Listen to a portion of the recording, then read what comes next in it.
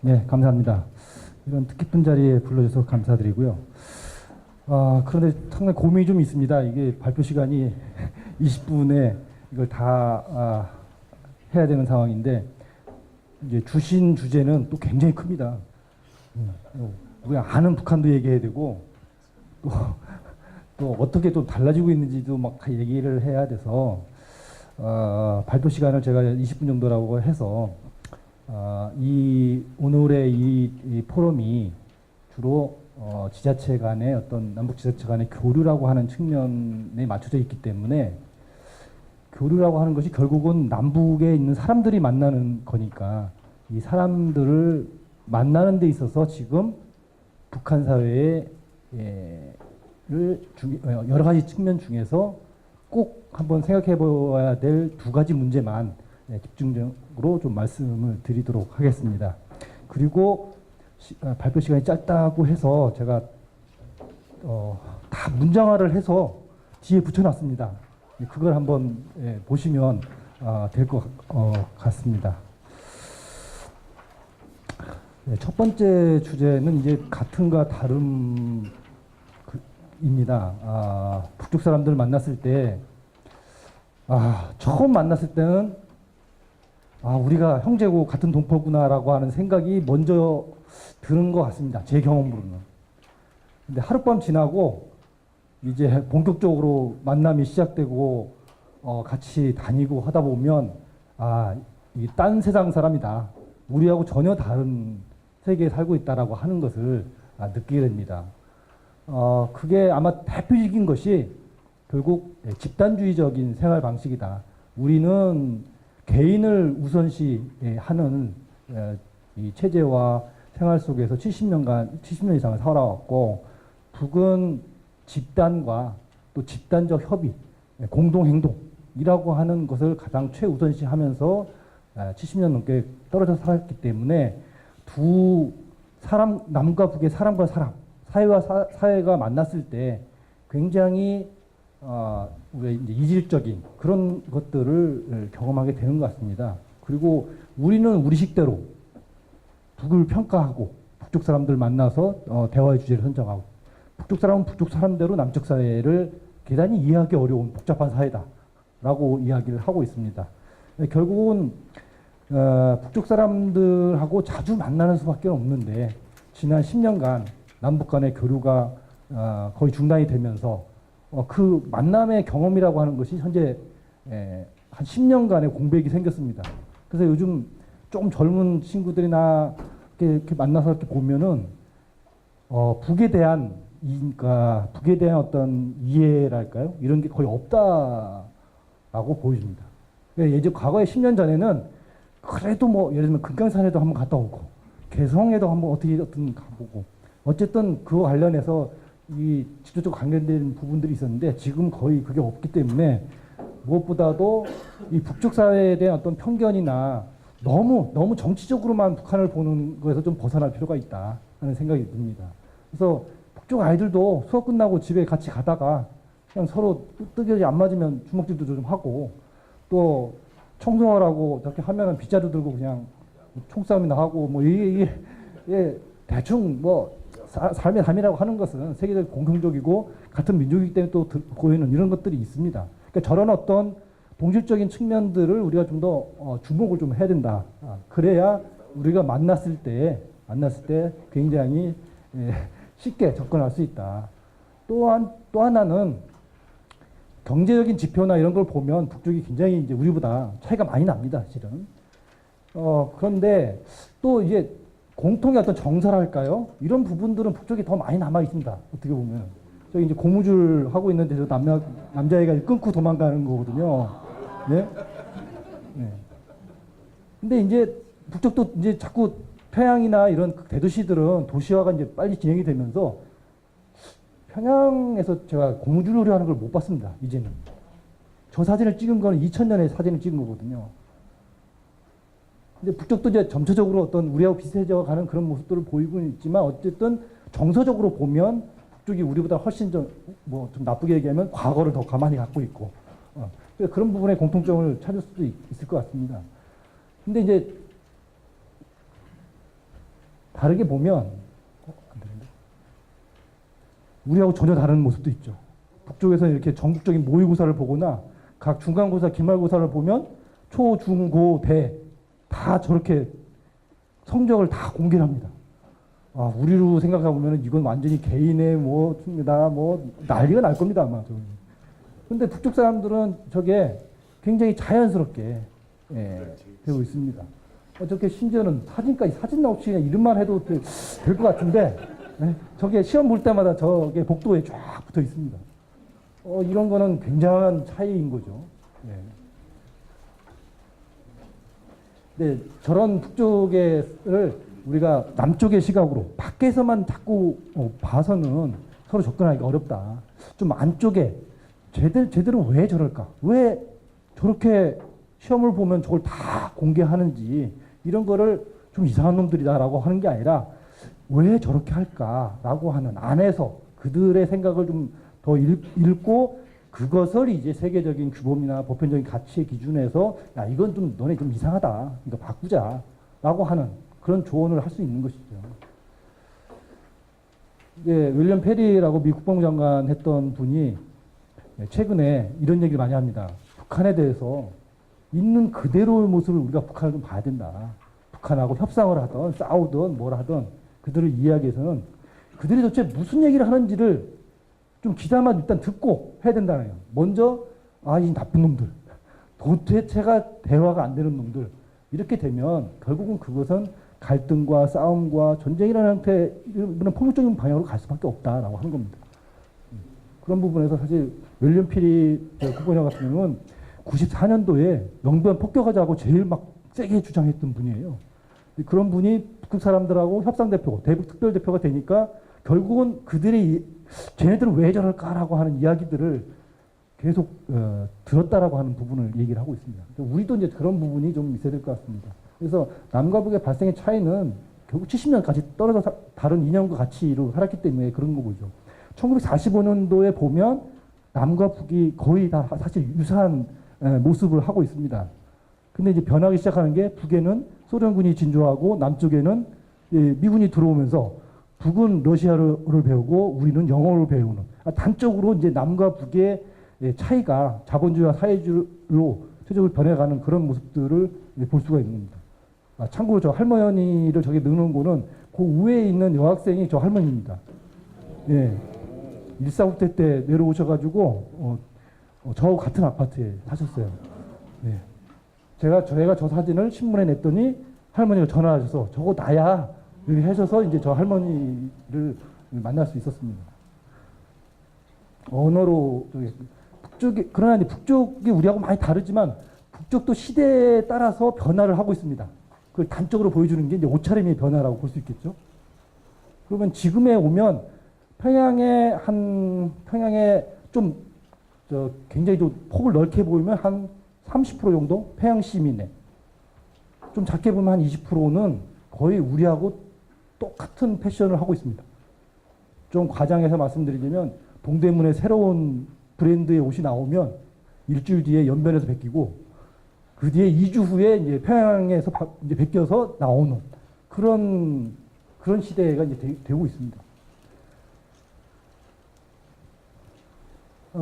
또 가장 큰 특징 중에 하나는 북한은 과거에는 쌀을 비롯한 생필품을 국가가 지자체가 배급하는 아주 싼 가격으로 보급하는 그런 형태를 하면서 생활 자체가 우리하고 다를 수밖에 없습니다. 우리 완전 월급제라고 하잖아요. 월급을 받아서 그걸 가지고 다 모든 걸 해결해야 되는데 북은 월급은 적게 주고 필요한 기본적인 것들은 국가가 공급하는 그런 정책을 폈습니다. 물론 지금은 이제 그게 다 바뀌고 있습니다만은. 그래서 어떤 일이고 그리고 이런 집단주의를 유지하기 위해서 만 7세부터 죽을 때까지는 어떤 조직이 하나에 들어가서 활동을 해야 됩니다. 이런 생활문화는 이제 지금 김정은 시대에 이제 세계적인 추세와 뭐 실리 이런 것들이 수용이 되면서 개인 영역이 확대되고 기업의 자율성이 확대가 되면서 굉장히 큰 변화를 겪고 있습니다. 북한이 이렇게 사회적으로나 주민의 의식 의도가 변할 수밖에 없는 것은 시대가 그렇게 가고 있습니다. 첫 번째는 북한의 세대 교체가 굉장히 빠르게 되고 있습니다. 또 뭐 3대 세습 형태이지만 어떤 최고 지도자가 30대 젊은 나이지 않습니까? 그러다 보니까 젊은 세대와 소통하면서 굉장히 변화되고 있다. 북한은 김정은의 국가 직책이 뭐죠? 국무위원장. 그러면 국무위원장이면 국무위원회가 있겠죠.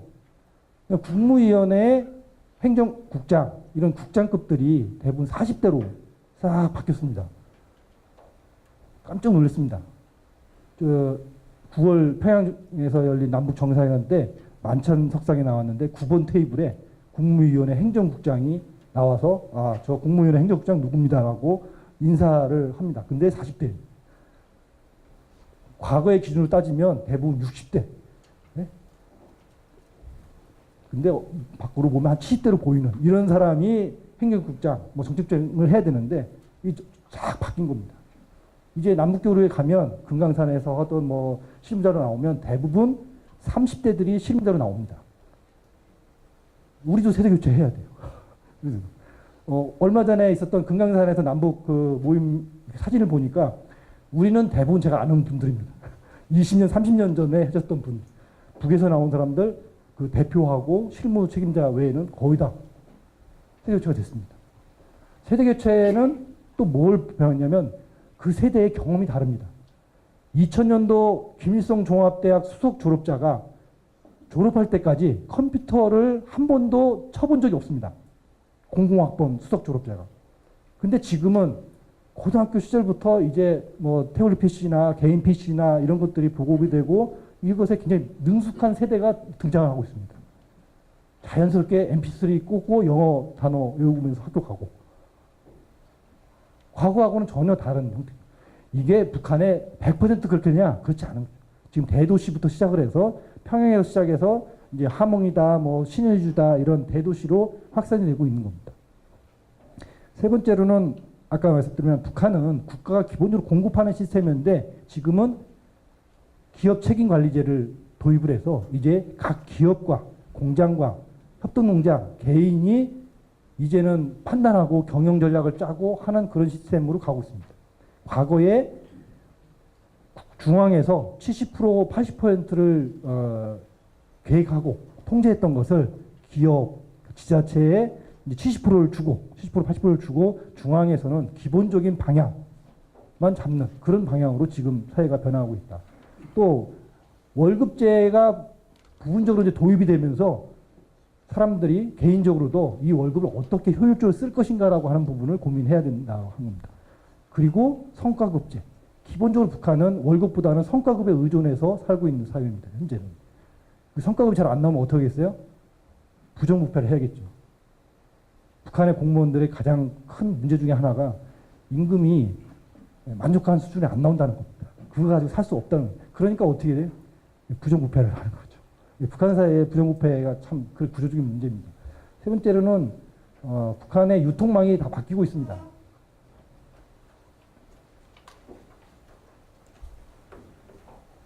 시간이 없으니까 빨리 지나가겠습니다. 그래서 과거에는 국가 국영망을 통해서 유통이 되던 것을 이제 시장을, 종합시장을 인정하고 전국에 약 500개 정도의 종합시장이 있습니다. 우리의 전통시장하고 거의 유사하다고 생각하시면 됩니다. 왜 500개냐? 북한의 도시, 군이 대충 220개입니다. 그러면 곱하기 2를 하면 440개죠. 큰 도시의 구에는 2개 정도씩 있다는 겁니다. 그러면 500개 정도가 나오는 겁니다. 국가가 인정한 종합시장이 그 정도 규모에 있다 보니까 사람들의 뭐 우리로 치면 물품을 구입하고 뭐 이런 부분들이 이 종합시장을 기반으로 해서 북한이 움직이고 있다. 그런데 전통적으로 북한은 시장은 자본주의적인 방식이기 때문에 수용하지 않다가 어쩔 수 없이 경제가 어려웠고 국가가 공급을 못 해주니까 개인들한테 맡겨버리니까 시장이 확대가 된 것이죠.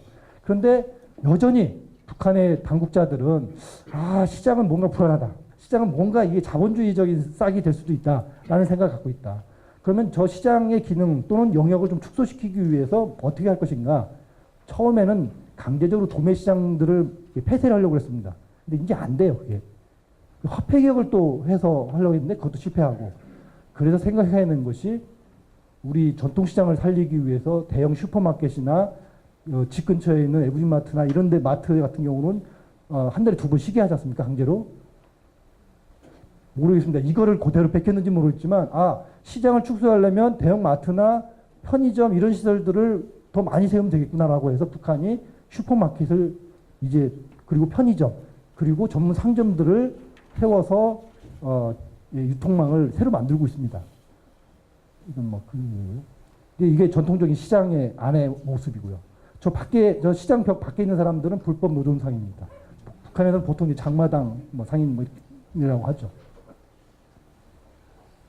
요게 이제 새로 만든 대형 마트입니다. 4층짜리 건물을 북한이 대고 중국 자본이 투여해서 최초로 만든 슈퍼마켓입니다. 우리의 이마트나 롯데마트하고 똑같은 시스템으로 되어 있습니다. 10년이 지나서 중국 운영권이 이제 북한으로 넘어갔습니다. 그래서 한자로 있었던 광복주의고 상업중심이라고 하는 한자가 떨어졌습니다. 작년에. 그리고 내부의 물품도 대부분 다 이제 중국산에서 북한 자국산으로 바뀌었습니다. 경공업 부분에서는 많이 하고 있습니다. 이렇게 개인별 이제 책임제가 하면서 책임을 지고 농사도 넣고, 그리고 5년간 평균 수치보다 늘어난 부분에 대해서는 자유롭게 자기가 처분할 수 있는 개인 처분권을 부여하고 있습니다. 그러니까 수확량이 늘게 되는 거죠.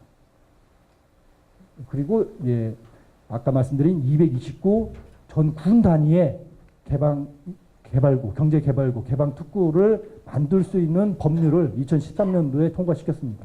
그래서 각 지자체별로 중앙에 특구 신청을 하면, 중앙에 승인하면 이렇게 개발을 하게 되어 있습니다.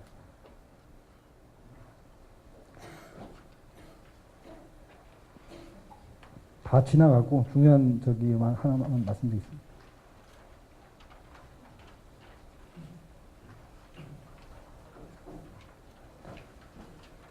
북한의 아까 말씀드린 새로운 세대들은 우리 젊은 세대하고 비슷한 경험을 하면서 지금 성장을 하고 있습니다. 그래서 시범학교적으로 교과서 없는 학교도 지금 만들고 있습니다. 저 컴퓨터 안에 다 이북 형태로 교과서가 다 들어있습니다. 아직은 시범 형태입니다. 아마도 저 시범 형태가 성공을 하게 되면 북한은 앞으로 교과서보다는 저런 형태로 갈 가능성이 커지고 있습니다. 그리고 소프트웨어적으로 우리하고 비슷한 수준에 가 있는 것들은 이렇게 활용을 하고 있습니다. 저 밑에 있는 나의 길동무가 뭐냐면 네이버 길찾기하고 똑같은 웹 프로그램입니다. 그리고 각 도에 저렇게 전자도서관을 만들어서 중앙 서버에 모든 데이터를 올려놓고 각 도별로 저 전자도서관에 가서 그거를 다운받거나 그걸 볼 수 있는 형태로 지금 현재 시스템을 만들고 있습니다. 그러니까 한마디로 얘기를 하면 어떤 디지털 환경에 북한 사람들이 공공학번 이 수석 졸업파가 전혀 경험하지 못했던 세계를 이제 북한의 일반 사람들이 경험할 수 있는 그런 시스템, 하드웨어가 북한에 점차적으로 보급되고 있다. 이렇게 볼 수 있는. 그 중에 가장 대표적인 게 이제 휴대폰이죠. 현재 500만 대 이상 구되어 있고 각 구별로 저렇게 휴대폰 판매소가 있어서 누구나 돈만 있으면 살 수 있습니다. 대체로 저걸 부담 없이 살 수 있는 사람이 평양시의 대체로 30% 정도라고 추정을 하고 있습니다. 제가 개인적으로. 그래서 북한의 나이 든 세대가 보면 저런 젊은 세대들을 보면서 이제 한탄을 하는 거죠. 똑같이. 야, 쟤네들이 저렇게 커가지고 이 나라를 어떻게 갈 것인가. 응? 지금 한참 집에서 막 공부하고 막 하는데 지하철에 앉아서 책을 봐야 되는데 영어 단어를 외워야 되는데 저렇게 문자질이나 하고 그거로 한다는 거죠. 새로운 세대들은 노동신문을 안 봅니다. 왜? 아침에 나갈 때 휴대폰으로 노동신문을 보는 거예요. 그러니까 노동신문 부수를 반으로 줄였습니다. 자, 저런 세대가 참 우리가 기대하는 부분도 있지만 또 한편으로는 서로 만남이라는 걸 생각해 보면 북한 젊은 세대들이 경험이 또 없어요. 우리가 북한 사람들을 만난 경험이 지금 점점 젊은 세대가 없는 것처럼 북한도 남쪽 사람을 만나고 해외 사람들을 만나본 젊은 세대의 경험들이 별로 없다. 그래서 목소리는 우리 이제 세계화 경쟁합니다. 세계적인 추세에 따라갈 겁니다라고 하는데 실질적으로는 아직도 그런 부분은 못하고 있다. 그리고 지방에 가면 굉장히 열악한 환경에 있는 주민들이 아직도 많고 그렇기 때문에 뭐 대북 인도기 지원이나 여러 가지 지자체 교류들이 필요하다라고 할 수 있겠습니다. 예, 이상입니다.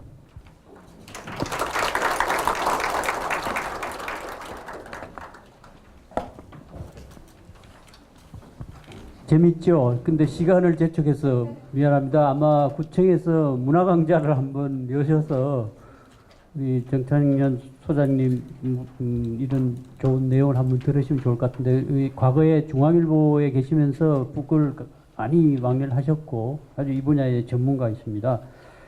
그 아까 있는 그대로 북한을 보자. 그래서 뭐 사진 찍어 와가지고 있는 그대로 한번 보고. 그런데 어제 제가 최근에 북미 협상을 주로 진행하는데 실무자로 미국 CIA 코리아 그 미션 센터장이라는 앤드류 김이라는 사람을 어제 저녁 같이 먹으면서 이제 얘기를 좀 들어볼 기회가 있었는데요.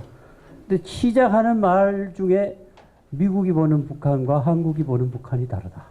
오늘 아까 제가 구청장님 그 뵈러 갔을 때 그 중앙 석간 문화일보에 그 고구절만 소개가 됐더라고요. 딱 시작할 때 벌써 아마 미국이 보는 북한은 불량 국가, 핵 미사일 뭐 대량 살상 무기 개발하는 그런 국가. 우리는 그러더라도 우리의 반쪽이고 동족이고 어쩔 수 없다. 그런 근본적인 차이가 있는 것 같은데 오늘 좋은 발제를 해주신 것 같습니다. 다음은 김진향 개성공업지구 지원재단 이사장님이신데요. 남북 교류에 대비한 지방자치단체 역할, 아마 열정적으로 개성공단에서 오래 근무하셨고 또 이 분야에 아주 전문성을 갖고 계신 분이라 아마 여러분들에게도 또 좋은 발제를 해주실 것 같습니다. 그 시간이 20분 정도로 해주시면 고맙겠습니다.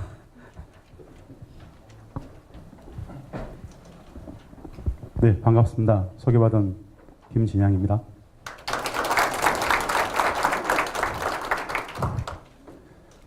구청 같은 사람이 좀 딱딱하죠? 재미 별로 없죠? 재밌습니까? 구청장님만 재밌으신 거예요. 맞습니다. 사실 제가 참 많이 다니는데 서울시에 기초자치 구청단위에서 이런 행사하는 거 처음 봅니다. 마포가 진짜 빠르네요. 굉장히 생소한 영역이죠. 생소할 수밖에 없습니다. 일상적으로 저희들은 남북관계나 북한 통일 문제에 대해서 제도적으로 배워본 적이 별로 없으실 겁니다. 검기의 영역입니다, 이게. 왜 검기의 영역인가? 분단 체제였기 때문에 그렇습니다. 분단 70년 체제라 그러는데요. 체제와 구조, 문화가 되었습니다, 분단은. 많은 비정상성들을 양산했습니다. 문제의식을 가질 수 있는 것조차도 차단했다고 보면 틀리지 않을 겁니다. 체제로서 이 분단은 말입니다. 통일교육을 하지 않았습니다. 북은 검기의 대상이었고 거기에 관심 가지는 것은 매우 위험한 행위였습니다. 그런데 헌법적 가치에는 평화통일을 상정하고 있어요. 제가 한번 질문을 한번 던져보겠습니다. 우리 대한민국에는 말입니다. 30년 된 국가의 공식 통일 방안이라는 게 있습니다. 나라의 공식 통일 방안입니다. 1989년 9월에 정부가 수립을 했고 국회가 공포했습니다. 정치 권력이 부침과 관계없이 엄격히 제도화하기 위해서 나라의 공식 통일 방안으로 고유 명사로서 이렇게 딱 발표를 했습니다. 지금도 통일부 홈페이지에는 초기 화면에서 딱 통일 정책을 딱 클릭하면 딱 뜹니다. 최근에 생긴 게 아니고요. 이명박 박근혜 정부 그 이후 노태우 정부 이후 김영삼, 김대중, 노무현, 이명박, 박근혜 정부를 이어오는 현 정부까지의 국가의 공식 통일 방안입니다. 혹시 아는 분 계세요? 진심으로 여쭤봅니다. 혹시 아는 분 계세요? 이거 국민들한테 물어봤습니다. 몇 프로가 할까요? 국민들한테 여론조사를 해봤습니다. 1%가 안 됩니다. 왜 모를까요? 안 가르쳤기 때문에. 분단체제는 남과 북의 민족의 동질성 교육을 할까요? 이질성 심화 교육을 할까요? 왜 우리는 아무런 문제의식 없이 이것을 바라봤을까요? 관심 가지면 위험해지니까. 맞습니까? 불편한 이야기들이죠. 진짜 불편한 이야기들입니다. 분단은 국민 불행의 구조적 근원, 토대라고 합니다. 차라리 모르는 게 약일 정도로 알면 가슴 터지는 게 이 영역입니다. 70년 분단 체제를 한두 시간에 이야기할 수 있는 게 진짜 아닙니다. 이 영역은 구구단처럼 수학 공식처럼 외우는 게 아닙니다. 역사적 맥락에 대한 기본 이해가 있어야 됩니다. 예를 들어서 올해를 3일 100주년이라 그럽니다. 3일 100주년은 굉장히 많이 이렇게 부각이 됩니다. 36년 일제 식민 지배가 어떻게 분단으로 나아갔는지는 아무도 모릅니다. 안 가르치기 때문에. 우리가 우리의 발딛고 있는 이 현실의 역사를 어제의 교훈으로부터 가져와야 되는데 역사는 역사고 지금은 지금으로 봅니다. 전혀 그렇지 않습니다. 단도직입적으로 말씀드려보면 일제 식민의 현재 진행형이 분단과 전쟁으로 나아갔고 분단 심화로 나아가고 있죠. 이 맥락을 우리들이 이해할 수 있을까요? 못합니다. 왜냐? 분단 체제는 그 모든 것을 가르치지 않았죠. 단순하게 탁 떼어내가지고 지방자치단체의 남북교류 사업 어떻게 할 것인가? 이게 간단하지 않습니다. 이 전체적인 맥락에 대한 이해 없이는 이건 그냥 기능주의적 접근 속에서 그냥 이렇게 하면 돼. 이거는 모래성과 같은 겁니다. 맥락에 대한 이해가 있어야 되는데 세 가지를 이해해야 됩니다. 첫째는 분단을 알아야 됩니다. 분단의 본질이 뭐였냐 이거. 우리가 분단을 살아가는데 이걸 알아야 되고요. 두 번째, 최소한 평화 통일이 뭔지에 대해서 알아야 됩니다. 통일의 개념과 과정에 대해서 우리는 모른다는 이야기입니다. 통일을 이야기했지만 사실은 통일의 실체적 개념을 다 모른다는 이야기예요. 왜 모른다고 말씀을 드리느냐. 우리 국가의 공식 통일 방안인 아까 말씀드렸던 그 민족 공동체 통일 방안은 통일의 실체적 개념을 어떻게 설명하느냐. 평화의 수십 년 오랜 과정, 즉 평화가 통일이라고 얘기를 합니다. 평화가 통일이다. 이런 말씀 들어보셨습니까? 들어보실 리 없죠? 통일 교육을 받아본 적이 없기 때문에. 무슨 뜻이냐? 통일의 실체적 개념은 평화가 통일이라는 이야기입니다. 평화 공존, 평화 번영, 그 수십 년의 과정이 전체 통일이라는 거예요. 통일에 대해서 어떻게 생각하십니까? 라고 질문하지 말고 평화에 대해서 찬성하십니까? 평화에 대해서 어떻게 생각하세요? 라고 묻는 것이 적절성이 높습니다. 평화를 반대할 사람은 없습니다. 당연하죠. 전쟁을 넘어서 평화로 가자. 이건 진선미의 가치구면 절대 진리입니다. 평화에 찬성할 수 있으면 통일에 찬성하는 것입니다. 근데 우리는 통일을 하나의 사건처럼 받아들이죠. 왜곡된 통일의 개념을 갖고 있다는 이야기입니다. 우리 대부분이 그렇다는 이야기죠. 그만큼 우리는 통일에 대해서 배워본 적이 없기 때문에 심각한 인식의 오류를 갖고 있다는 이야기입니다. 이건 비단 우리들만의 문제가 아니죠. 전체의 문제입니다. 그래서 심각한 건데요. 그러면 분단도 통일도 모르는데 일주체인 상수로 존재하는 북은 압니까? 방금 우리 정창현 박사님께서 말씀하셨죠. 북에 대해서. 이거 참 감탄치 않은 영역이죠. 북을 안다라는 것. 북에 대해서 관심 가지면 매우 위험했습니다. 예전에는. 큰일 났습니다. 누구도 그 범접하면 안 됩니다. 그냥 북한은 나빠. 그러면 돼. 문제 제기하지 말고 질문도 하지 마. 아닙니다. 한번 알아보겠습니다. 너 이상하다.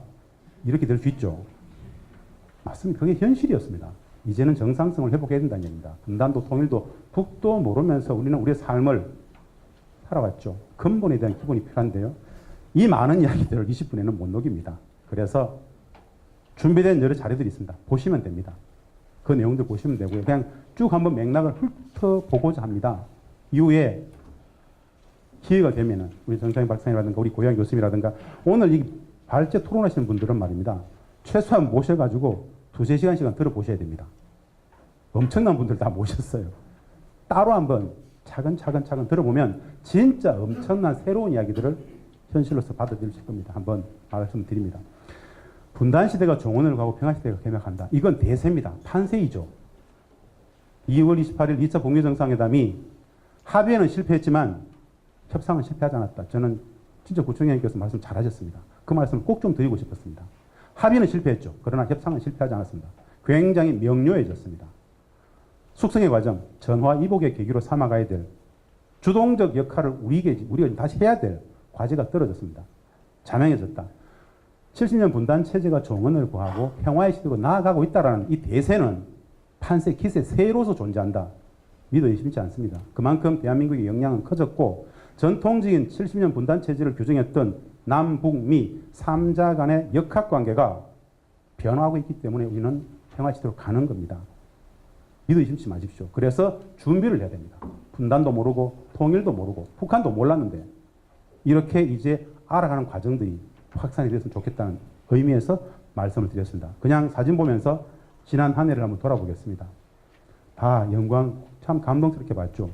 김정은 국민이 이렇게 썼습니다. 1차 정상회담 판문점 선언에서 새로운 역사는 이제부터 평화의 시대, 역사의 출발점에서, 즉 새로운 평화의 시대가 출발한다는 이야기죠. 엄청난 의지적 관점에서 썼습니다. 이거 북측체제를 이해하는 하나의 키워드로서 말씀드리면 말입니다. 사회주의 경제라는 특징이 있죠. 고도의 집단주의 체제는 특징이 있습니다. 고도의 집단주의 체제라는 특징에서 본다라면 이건 말입니다. 이렇게 해석할 수 있습니다. 개인 김정은이 쓴 것이 아니다. 조선노동당 당적체계 당 중앙의 결정사항일 수 있다. 나아가서 2,500만 전체 인민들의 결이다라고 해석해도 무방합니다. 이게 바로 북측의 체제의 특수성입니다. 우리와는 전혀 다른 체제가 있죠.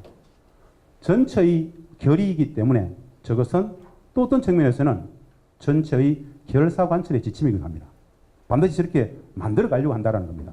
그렇게 해석이 가능하다는 이야기예요. 아, 뭔가 새로운 시대가 열린다라는 확고한 의지들을 심었다 이렇게 보시면 틀리지 않다는 이야기죠. 4.27 판문점 선언 꼼꼼히 한번 읽어보시길 바랍니다. 꼭 권하고 싶습니다. 무엇을 읽어보기를 권하느냐. 4.27 9.19 평양선언 한번 보시고 말입니다. 꼭 6.15 공동선언과 2007년 14선언 합의들 이거 6.15 공동선언 한번 읽어보는데 3분도 안 걸립니다. 2007년 14선언 다 읽어보는데 5분도 안 걸립니다. 꼭 한번 읽어보십시오. 왜 읽어보라 그러느냐. 6.15 14는 남과 북의 합의입니다. 상호화되거나 폐기되지 않았습니다. 특히나 6.15는 남북관계의 총론적 방향을 설정하고 있고요. 14선언에는 사항 이하가 남과 북이 아주 구체적이고 디테일한 세부 경제협력과 교류협력 사업들을 많이 합의했습니다. 굉장히 구체적인 사업들입니다. 그런 것들을 4.27 판문점 선언에서 민족경제 균형적 발전에서 14선언을 적극 추진하겠다라는 한 문장으로 다시 재점화시켜놨죠. 저 사업들이 가시화될 것이기 때문에 마포 입장에서 무엇을 할 수 있을 건지를 그 내용들을 쭉 보다 보면은 아, 이런 내용들은 서울의 마포에서 할 수 있겠네라는 부분들이 생길 겁니다. 그것에서 사업들이 구상이 될 수 있지 않겠습니까? 그래서 한번 소개를 해보는 거고요. 북미 정상회담이 있었습니다. 1차 북미 정상회담입니다. 이건 굉장한 역사적 사건이었습니다. 폄훼하면 안 됩니다. 65년간 전쟁을 끝내지 못하고 있었던 미국과 북한, 북한과 미국이 최초로 싱가포르에서 엄청난 약속을 했습니다. 이것을 폄훼하려는 사람들은 공통점이 있습니다. 이 6.12 북미 정상회담을 폄훼하려는 사람들은 한반도의 분단체제 심화가 이득인 사람들입니다. 단호하게 말씀드립니다. 역사적 맥락에서 굉장히 큰 의미가 있습니다. 65년 전쟁을 못 끝내고 있다. 이게 무슨 뜻이냐? 한반도 상황을 말씀을 드리는 겁니다. 휴전 상황, 정전협정. 정전협정은 제도적으로 전쟁의 일시적 중단 상태죠. 즉 전쟁이 못 끝났다는 얘기입니다. 전쟁을 못 끝내고 있는 협정을 맺었기 때문에 제도적으로 협정의 주체의 당사자인 북한과 미국은 군사적 적대 관계인 겁니다. 왜 그들이 싸웁니까? 군사적 적대의 근본 이유는 정전협정 때문에 군사적 적대인 겁니다. 그 65년 전쟁 중인 양 당사자가 최초로 만나가지고 약속을 했어요. 새로운 관계 수립, 평화체제 구축을 협의했죠. 미국은 북의 안전을 보장하고 북은 한반도 완전히 비핵화 약속했습니다. 굉장한 이야기죠. 65년 적대적 전쟁 상황인 양국의 최고 지도자가 미국은 북을 공격하지 않겠다, 안전을 보장한다. 그래서 북은 완전히 비핵화 약속, 엄청난 약속이죠. 이것을 고도화시켜 가기 위해서 사실은 지난 2월 27일, 28일 베트남에서 2차 북미 정상회담을 통해서 더 큰 종전선언과 여러 많은 단계적 합의들을 하려고 했는데 못했죠. 그럼에도 불구하고 이 합의, 싱가포르 저 합의는 유효한 합의로서 저 맥락이 계속 유지된다. 여러 합의들이 있습니다. 새로운 관계 수립 약속했죠. 적대 청산, 평화, 항구적 평화 수립 노력 이런 부분들에 대해서 약속이 있다. 저기에서 다시 숙성해서 전화해보기 계기로 삼아가야 되는 그런 과제가 우리한테 지금 있는 겁니다. 이렇게 하면 진짜 시간이 많이 걸리겠죠. 지난 9.19 평양선언에서 꼭 한번 소개시켜드리고 싶은 한 문장이 있습니다. 우리 대통령, 문재인 대통령께서 9월 9.19 평양선언하고 그날 저녁에 저기 능라도 5.1 경기장에서 했던 연설입니다. 연설에 이런 내용이 나옵니다. 한번 잘 한번 보세요. 대한민국 대통령 최초로 평양 시민 15만 대중 앞에서 공개적인 대중 연설을 했습니다. 거기 이런 문장이 나옵니다. 나는 중간 문장이 있고요. 북측이 민족의 화해와 평화를 얼마나 갈망하고 있는지 절실하게 확인하였습니다. 북측이 평화를 얼마나 갈망하는지 절실히 확인했다. 굉장한 이야기죠. 호시탐탐 적화 야욕을 노리는 전통적 이미지 속의 적으로서의 북이 아니라 귀측이 평화를 얼마나 갈망해 왔는지 이번에 절실히 확인했다는 이야기입니다. 이건 상식화되어야 됩니다. 상식화되어야 됩니다. 대통령의 연설문이라는 것은 엄정성을 가집니다. 엄격히 정확해야 됩니다. 그냥 저게 선동이 아니죠. 전 세계를 향해서 우리 대한민국이 지난 70년간 그렇게 평화를 갈망했던 것처럼 우리의 동포 이 반쪽도 평화를 갈망한다. 남과 북은 평화를 가겠다는 이야기죠. 그러면서 우리 민족은 우수합니다. 강인합니다. 평화를 사랑합니다. 그래서 우리는 함께 살아야 합니다. 참 간단치 않은 문장이죠. 70년 적대적 분단 체제의 분수령을 넘어서 남과 북이 똑같이 평화를 가겠다는 선언인데 우리 국민들에 대한 이야기입니다. 전통적으로 적대적 대북의식이 아니라 온전히 실제하는 북측을 좀 제대로 보자라는 이야기죠. 이것은 보편적 우리들의 상식 속에 존재했던 북이 실체적 사실과 조금 다를 수 있다라는 굉장히 파격적인 이야기입니다. 북측의 변화일까요? 우리들의 인식의 변화일까요? 만나보면 압니다. 우리는 만나지 않고 적대했습니다. 만나지 않고 욕했어요. 개성공단 14년의 역사가 있습니다. 14년간 저는 개성공단은 남북의 6만의 노동자들이 같이 생활했습니다. 이미 그곳은 서로 알아버렸어요. 남측에서 진짜 오랫동안 들을 때는 진짜 나쁜 새끼들이었는데 14년간 살아보니까 이건 뭐 진짜 우리들의 생각이 문제가 많았구나라는 것을 체험해버렸어요. 엄청난 혼란이죠. 왜 분단체제는 국가범법을 만들어 놓고 못 만나게 했을까요? 분단체제가 유지되어야 되니까. 분단체제 유지 속에서 기득권체제이든 뭐든 이득이 있었던 세력이 있었겠죠. 그것을 넘어가서 그 비정상을 넘어서 정상성을 회복해야 되기 때문에 소개를 했습니다. 하나의 단초이기 때문에 열린 마음으로 한번 보자 이런 이야기입니다. 이 많은 것들은 보시면 됩니다. 합의는 실패했지만 해수있지 않다. 이런 내용들 넘어가겠습니다. 과제의 역할입니다. 과제의 역할. 뭘 할래? 알아야 됩니다. 진심으로 알아야 됩니다. 어느 정도 모르는가? 맹이죠. 완벽히 모릅니다. 분단도, 통일도, 북도 모르죠. 그래서 북맹이라 그럽니다. 북한에 대한 무지, 북맹. 문맹, 큰맹처럼 우리는 알 수가 없었습니다. 분단체제는 구조적으로 이 땅을 살아가는 많은 사람들에게 북맹을 일반화시켰습니다. 마찬가지로 북도 남을 잘 모릅니다. 남맹이죠. 남맹, 북맹이 만나야 된다는 이야기입니다. 우리 정창희 박사님 아까 말씀하신 것처럼 여하간 간에 교류협력을 통해서 만나보면 눈과 눈을 마주하고 가슴과 가슴을 열고 만나보면 모든 것은 봄눈 녹듯이 사라집니다. 왜 이렇게 말씀을 드리느냐? 우리는 개성에서 이미 14년간 만나봤습니다. 백문이 불여일견이고요. 대화를 해보면 됩니다. 사람과 사람 간에 느껴지는 그 기라는 게 있습니다. 호의가 있어요. 호시탐탐 적화약을 노리는 아주 찌질이, 루즈, 헐벗고 굶주리는 혐오의 대상으로서 이 북은 적대적 분단체제가 우리들에게 이미지화한 허구일 수 있습니다. 허구일 수 있습니다. 단호히 말씀을 드립니다. 왜? 우리는 경험해봤기 때문에. 그런데 이것을 이렇게 자유롭게 이야기하는 것 자체가 굉장히 시대가 많이 변했다는 이야기죠. 권합니다. 만나봐야 됩니다.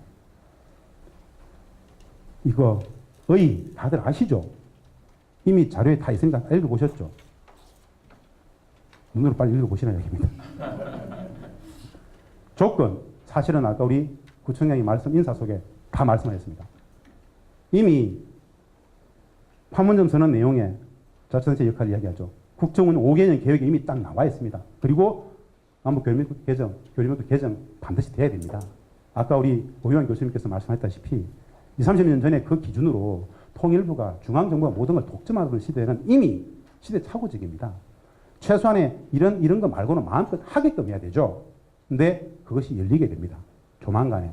모든 것을 통일부가 딱 장악하고 승인하고 그가 이미 그런 시대가 아니죠.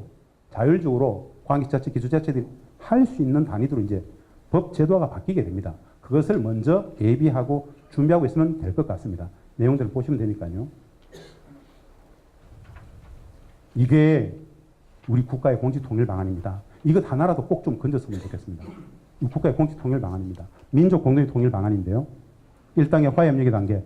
수십 년 화해협력 하다가 2단계 남북연합 가서 남북연합 또 수십 년 하다가 완전 통일 나가는 우리 국가의 공직통일 방안 수십 년간의 평화의 오랜 과정으로 통일을 설명하죠. 평화의 과정입니다. 그런데 좀 더 나아가서 말입니다. 왜 제가 이것을 설명을 드리느냐. 인식의 전환도 있겠지만 확고하게 인식하십시오. 남북은 앞으로 이렇게 갑니다. 왜 가는가? 남과 북은 이미 통일의 과정과 절차에 대해서 기본 합의를 해놨습니다. 그게 뭐냐? 2000년 6.15 공동선언 2항의 합의입니다.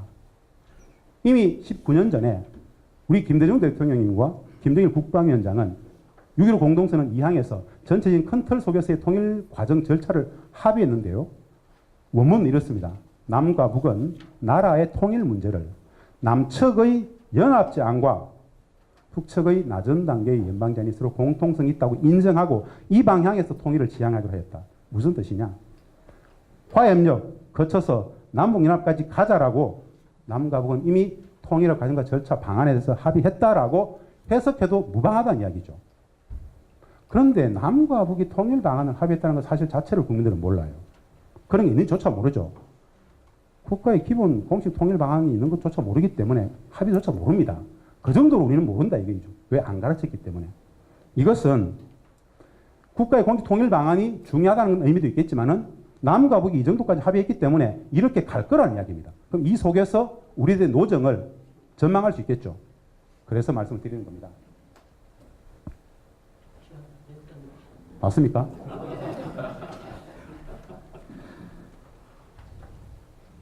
이건 넘어가겠습니다. 이거 개성공단만 밤새 말씀드려도 진짜 우리는 알아야 됩니다. 엄청난 곳이죠. 엄청난 곳입니다. 평화도 경제번영 담보했던 이건 말입니다. 제가 지자체 구체 역할과 과제입니다. 이건 이제 진짜 우리 마포구에서 한번 검토해 보십시오. 기존 사업 현황을 한번 보셔야 되겠죠. 기존의 제도와 기금 점검해 봐야 되겠죠. 이미 조례들이, 채칙들이, 그리고 검토해 봐야 됩니다. 적절성 검토 이런 것들 기본 이제 할 수 있겠죠. 거버넌스 문제도 있습니다. 마포구가 중심이 되되 이 지역에 있는 여러 단위들과의 관계 설정을 어떻게 할 것인가. 이건 기본 검토가 돼야 되겠죠. 무엇을 할 것인가. 비전 검토입니다. 할 수 있는 것, 하고 싶은 것, 제일 중요한 건 북측의 수요가 있는지 봐야 됩니다. 우리끼리만 생각하면 안 됩니다. 북측은 이 사업을 받을 것인가, 아닐 것인가에 대한 면밀한 검토가 필요하겠죠. 이런 부분들은 구체적으로 따져봐야 됩니다. 이거는 막 주는 게 아닙니다. 완전히 상호 신뢰 구축의 과정 속에서 하는 사업들이기 때문에 그렇습니다. 어떻게 할 것인가, 무슨 이익이 있을 것인가, 이것들을 팀, 부서화에서 협의를 통해서 준비를 통해서 할 수 있겠죠. 기술적인 것들이니까 넘어가겠습니다. 이런 부분들 관련해서 저는 큰 틀에서 이런 말씀을 마지막으로 드리고 싶습니다. 북미 교착 상황 속에서 사실 위기로 가고 있습니다. 우리가 진짜 잘해야 되는데요. 2차 북미 정상회담의 모든 것을 걸고 남북 교류협력 사업을 뒤로 미뤘던 이 우를 범해서는 안 됩니다.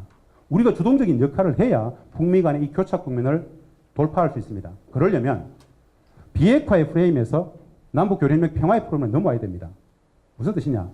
핵 문제 진전 없이는 남북 교류협력 안 된다라는 연계 정책을 수정해야 됩니다. 폐기해야 됩니다. 그래서 비핵화의 프레임에서 평화 문제 프레임을 넘어오고 우리는 핵 문제의 중재자에서 남북 교류협력 사업 평화의 주체자로서 자리배고 역할의 변화를 해야 됩니다. 가장 제가 하고 싶은 이야기가 구체적으로 안보리 제재, 이 제재의 틀 속에서 할 수 있는 것들을 진짜 많이 고민해 봅니다. 아무것도 못할 것이 아니라 안보리 제재 속에서 할 수 있는 것. 여행입니다. 여행. 여성관광 같은 경우에는 아침에 9시에 광화문에서 출발하면 도시락 싸들고 가면 송악산 밑에서 공민왕릉이나 왕건릉이나 박연폭포나 선조교 성경관에서 도시락을 까먹고 저녁 6시에 광화문에 도착할 수 있습니다. 제재는, 이 여행은 제재를 하지 않습니다. 마포 국민들이 개성 가겠다.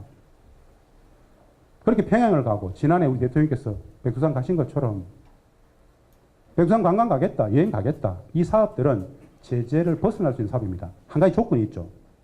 관광 대금으로 달러를 안 주면 됩니다. 달러 없이 현물로서 쌀을 주면 어떻겠습니까? 인도적 지원품인 분유를 주면 어떻겠습니까?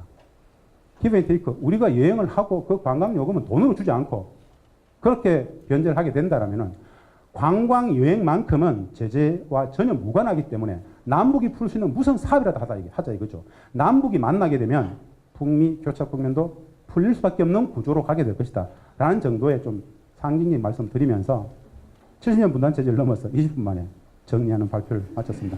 고맙습니다. 감사합니다.